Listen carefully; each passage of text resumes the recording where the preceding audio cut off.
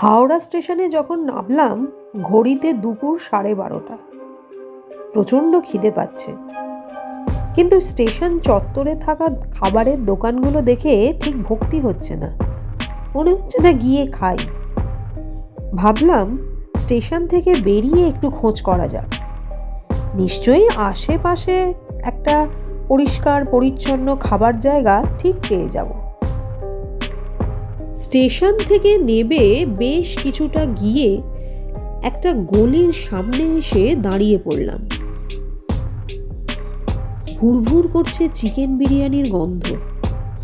নিশ্চয়ই এই গলির মধ্যে কোথাও একটা ভালো খাবারের দোকান আছে। পায়ে পায়ে এগোলাম গলিটার মধ্যে। খিদেটা যেন এই চিকেন বিরিয়ানির গন্ধে আরো বেড়ে উঠছে। বেশি পরিশ্রম করতে হলো না, মাত্র মিনিট 3 হাঁটা। চোখে পড়ল দোকানটা। নাম নেই দোকানটার কোনো, মানে সেভাবে সাইনবোর্ড তো কিছু চোখে পড়ল না। শাটার ওলা, ছোট্ট কোজি, ভেতরে খাবার জায়গা বেশি নেই। হাতে গোনা হয়তো 4-5টা টেবিল চেয়ার। একটা ছোট্ট ক্যাশ কাউন্টারের মতো টেবিল রয়েছে, আর সেই টেবিলের পাশেই রাখা রয়েছে লাল কাপড় জড়ানো বিশাল বড় হাঁড়ি। আমার তো দেখেই মনটা উৎফুল্ল হয়ে উঠল। পেয়ে গেছি। তাড়াতাড়ি করে পা চালিয়ে পৌঁছে গেলাম দোকানের সামনে।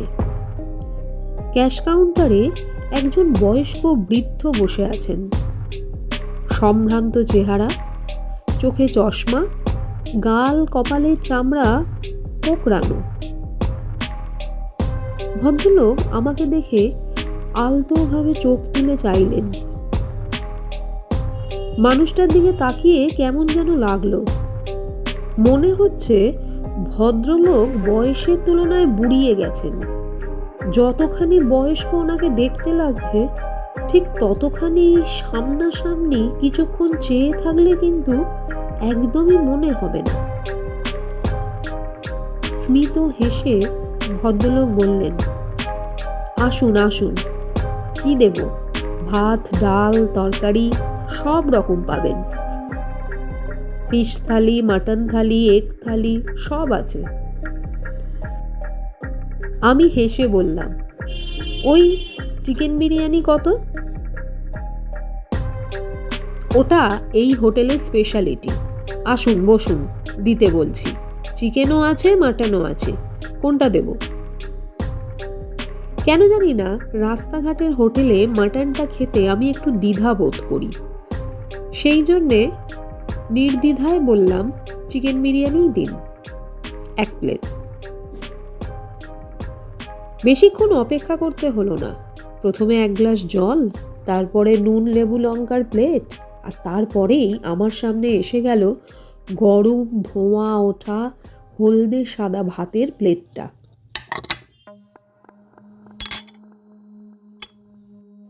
উফ, কি ফাটাফাটি গন্ধ বেরোচ্ছে সেটা থেকে, ভাবা যায় না।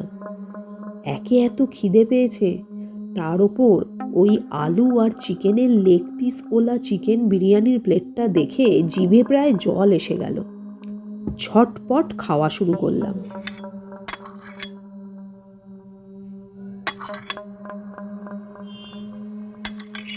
অমৃত। প্রত্যেকটা দানা যেমন সেদ্ধ হয়েছে, তেমনি তার স্বাদ। এত সুন্দর বিরিয়ানি আমি আগে কখনো খাইনি। আমি এমনিতে স্বভাবগতভাবে ফুডি, বিভিন্ন জায়গায় টুকটাক চাখার অভ্যেস আছে আমার। ভালো বিরিয়ানি কেমন হতে পারে সে সম্পর্কে আমার ধারণা বেশ পরিষ্কার। সামান্য একটা হোটেলে এই রকম স্বাদের বিরিয়ানি পেয়ে মনটা ভরে গেল। আলু মাংস দুটোই অপূর্ব সেদ্ধ হয়েছে। এত ভালো লাগছে, মুখে দিলে মিলিয়ে যাচ্ছে পুরো। মনে হলো যদি পরিমাণটা আরেকটু কম হতো তাহলে এরম 5-6 প্লেট আমার পক্ষে খাওয়া কোনো ব্যাপারই না। কিন্তু এই প্লেটটাতে অনেকটা পরিমাণে রাইস আছে, পেটটা পুরো ভরে যাচ্ছে। দামটা ভদ্রলোক বললেন না। দেখি, যা নেবে নিক, 500 টাকার ভেতরেই হবে আশা করি। এরকম একটা নাম না জানা হোটেল, তাতে আর কতটা টাকাই বা দাম হবে এক প্লেট চিকেন বিরিয়ানির। দ্রুত শেষ হয়ে গেল খাবারটা, শুধু স্বাদের গুণে আর গন্ধের গুণে। এত খিদে পেয়েছিল যে আমি বেশি সময় নষ্টও করিনি। বেশ তৃপ্তি সহকারে খাওয়া হলো। তাড়াতাড়ি উঠে ক্যাশ কাউন্টারে গেলাম। যিনি বসেছিলেন সেই ভদ্রলোক স্মিত হাসলেন। ভালো লেগেছে? দারুণ দারুণ, ঠিকই বলেছেন, এটা আপনাদের স্পেশালিটি। আরে বাবা, আমি তো বাইরে থেকে গন্ধ পেয়েছি, এইখানে গলির মধ্যে আপনাদের দোকান, অথচ কি ভুরভুর করছে গন্ধ। ভদ্রলোক আবার হাসলেন। সব ওইটানেই চলে আসে। বললাম না আপনাকে, আমাদের এখানকার চিকেন বিরিয়ানিটা স্পেশাল ডিশ। দারুণ লাগলো আমার খেয়ে, খুব ভালো কোয়ালিটির। কলকাতায় বড় বড় হোটেলে হয়তো এরকম কোয়ালিটির বিরিয়ানি পাওয়া যাবে না। কত? ভদ্রলোক হেসে বললেন, 180 টাকা। আমি পকেট থেকে একটা 500 টাকার নোট বের করে ভদ্রলোকের সামনে বাড়িয়ে দিলাম। ভদ্রলোক একটু ইতস্তত করে বললেন, খুচরো নেই দাদা, 180 টাকা খুচরো থাকলে দিন, কিংবা 200 টাকার নোট, 500 টাকা ভাঙিয়ে দিতে পারবো না। খুচরো আমার কাছেও ছিল না। আমি একটু চিন্তিত হয়ে পড়লাম। ভদ্রলোক সলিউশন দিলেন, শুনুন, এই যে দূরে একটা দোকান দেখতে পাচ্ছেন না, স্টেশনারি দোকান, পাউটি বিস্কিট সব বিক্রি হচ্ছে, ওই যে দূরে। আমি দেখলাম, হ্যাঁ, আমার চেনা। আপনি ওখান থেকে 500 টাকাটা ভাঙিয়ে নিন, হয়তো কিছু কিনতে হবে 2-1টা, দেখবেন ভাঙিয়ে দেবে, তারপরে এসে আমাকে টাকাটা দিয়ে দিন। আমি হেসে ভদ্রলোকের কথা অনুসরণ করে ওই স্টেশনারি দোকানের দিকে পা বাড়ালাম।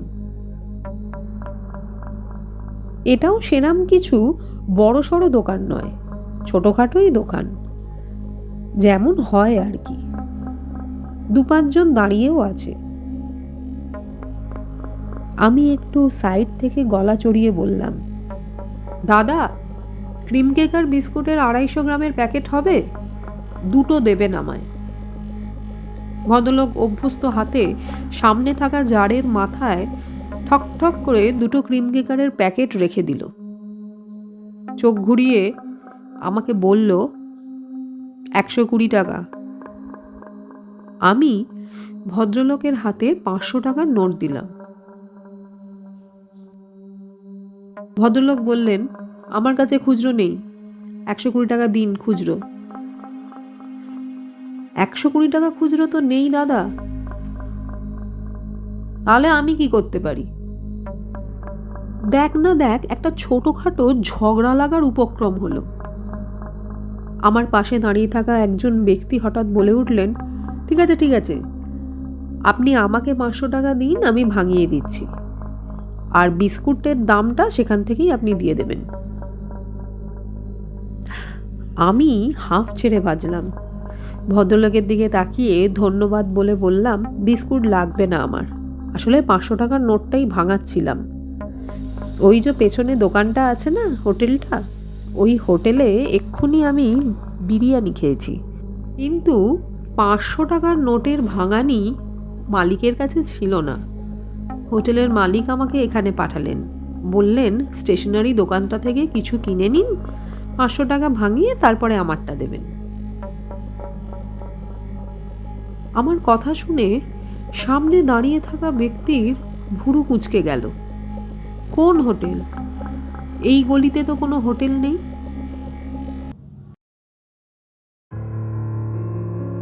অবাক হলাম। সে আবার কি, আমি এই মাত্র ওখান থেকে বিরিয়ানি খেয়ে আসছি। ভদ্রলোক আমার কথা বিশ্বাস করলেন না। আমাকে বললেন, কই দেখান তো দোকানটা। আমি ওই ভদ্রলোকের সঙ্গে স্টেশনারি দোকান থেকে বেরিয়ে এলাম। কয়েক পাঁচ গেলাম, কিন্তু বিরিয়ানি দোকানটার কাছাকাছি এসে অবাক হলাম। এ কি, একটা ভাঙা জীর্ণ শাটার রয়েছে, রং ওঠা দেয়াল, শাটার থেকে ঝুলছে জং ধরা তালা, চারিদিকে ধুলো ময়লা, দোকানের সামনে রাজ্যের জঞ্জাল। এক ঝলক দেখলেই চট করে বোঝা যাবে যে বহু বহু বছর এই দোকানটা বন্ধই রয়েছে। আমার অন্তরাত্মা শুকিয়ে গেল, হাত পা কাঁপছে, হৃৎপিণ্ডটা ঢকঢক করে আওয়াজ করছে। রাস্তায় বসে পড়ছিলাম প্রায়। অচেনা ভদ্রলোক হাত ধরে তুললেন। কি হলো দাদা, আপনি কি এই দোকানটার কথাই বলছিলেন? ভালো করে দেখুন তো, এটা কোনো খাবারের দোকান নয়। ছিল এককালে, কিন্তু সে বড় প্যাথেটিক কেস। দোকানটার নাম ছিল তরফদারের ভাতের হোটেল। 150 বছরের পুরনো দোকান এটা। 3 পুরুষের পুরনো হোটেলের শেষ উত্তরসূরি ছিলেন রাজেন তরফদার। তিনি বসতেন দোকানে, বিয়ে থা করেননি। অবিবাহিত ভদ্রলোকের একটাই ধ্যান জ্ঞান ছিল, হোটেলটাকে সচল রাখা। বেশ পরিশ্রম করতেন হোটেলটার জন্য। নিজে হাতে বাজার করা, নিজে হাতে শাকসবজি তরকারি কুটে দেওয়া, এমনকি রান্নাঘরেও দাঁড়িয়ে তদারকি করতেন। রান্না বান্নার প্রতিও ইন্টারেস্ট ছিল ওনার। তরফদারের ভাতের হোটেলের কিছু সিগনেচার ডিশ ছিল, শুধুমাত্র সেগুলো খাওয়ার জন্যেই কাস্টমারদের ভিড় হতো বেশ। দোকানটার নতুন সংযোজন ছিল চিকেন বিরিয়ানি। খুব প্রশংসা করতো সবাই খেয়ে। এমন চিকেন বিরিয়ানি কোথাও পাওয়া যায় না, এতটাই ভালো ছিল। কিন্তু ওই কপালে সুখ টিকল না। কলকাতায় হঠাৎ ভাগার কাণ্ড ঘটল। ধরে ধরে ইন্সপেকশন হতে লাগলো মাছ মাংস পাওয়া যায় এরকম বিভিন্ন হোটেলে। রাজেন তরফদারের হোটেলেও পুলিশ এসেছিল। সেভাবে কিছু পাইনি। আমরা সব জানতাম যে উনি ফ্রেশ আর টাটকা জিনিস দিয়েই খাবার বানান। কিন্তু পুরনো কোনো শত্রু ছিল বোধহয়। তারই যোগ সাজসে কোনোভাবে রাজেনবাবুর হোটেলের লাইসেন্সটা চলে গেল। ভাগাড়ের মাংস ব্যবহার করেন খাবারে, এই রকম একটা রটনা শুরু হয়ে গেল চারিদিকে। আর কাস্টমারের ভিড় হতো না। রাজেনবাবুও কেমন যেন পাগলের মতো হয়ে গেলেন। যাকে দেখতেন তাকেই ধরে বলতেন, আমি একদম ফ্রেশ আর টাটকা জিনিস দিয়ে করি, আমার 3 পুরুষের ব্যবসা, এখানে কিন্তু কোনো কারচুপি নেই, কোনো ভাগাড়ের মাংস নেই। কিন্তু একবার যখন কোনো দোকানের সম্মান নষ্ট হয়, তখন তা কি ফেরত আসে? দেখতে দেখতে দোকানটা উঠে যাওয়ার উপক্রম হলো। তারপর একদিন এই গলির মানুষরা আবিষ্কার করল রাজেন তরফদারের মৃতদেহ। সিলিং থেকে ঝুলছে ওনার এই স্বাদের হোটেলের মধ্যেই। কেউ তো ছিল না তিনকুলে আর। পুলিশ এসে ডেড বডি নিয়ে গেল আর দোকানটা সিল করে দিয়ে গেল। তারপর থেকে এরকমই রয়েছে, কোনো দিন আর খোলা হয়নি দোকানটা। আপনি ঠিক বলছেন, এই দোকান থেকেই আপনি বিরিয়ানি খেয়েছেন? আমি আর কথা বলার অবস্থাতে নেই। কেমন একটা অদ্ভুত অনুভূতি ছড়িয়ে যাচ্ছে পা থেকে মাথা অবধি।